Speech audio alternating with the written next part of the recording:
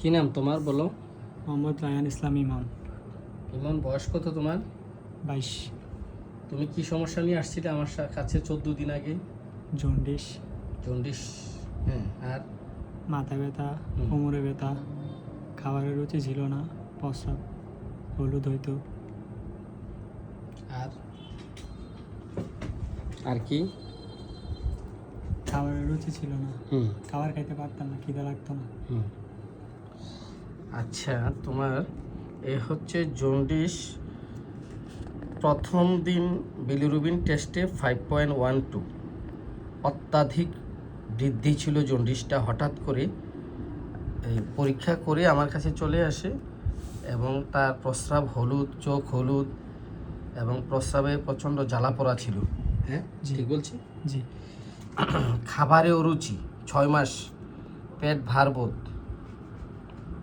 ভরা পেট ফুলা থাকি, খাবার খাওয়ার সাথে সাথেই পানি খেলে বমি হয়ে যায়। ঠিক আছে?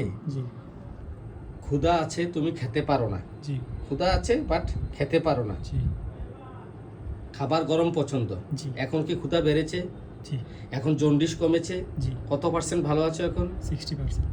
60% না, তো আগে 70% বলছিলে। তাহলে তুমি এক ডোজ ওষুধে তুমি 60-70% ভালো আছো। জি।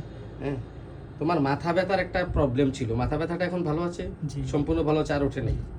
Very good. তো আমরা তার এই যে জন্ডিসের এবং যে এই অবস্থা, তার বংশগত রোগের এই ইতিহাস আছে। গরম কাতর, রাগ অতিরিক্ত, সামান্য কষ্ট চোখে জল আসে, তবে ক্ষুধাটা হচ্ছে তার এমন, ক্ষুধা আছে খেতে পারে না, খেলে পেট ভরে যায়, পেট ভারবোধ ভরা থাকে, খাওয়ার পর বমি হয়।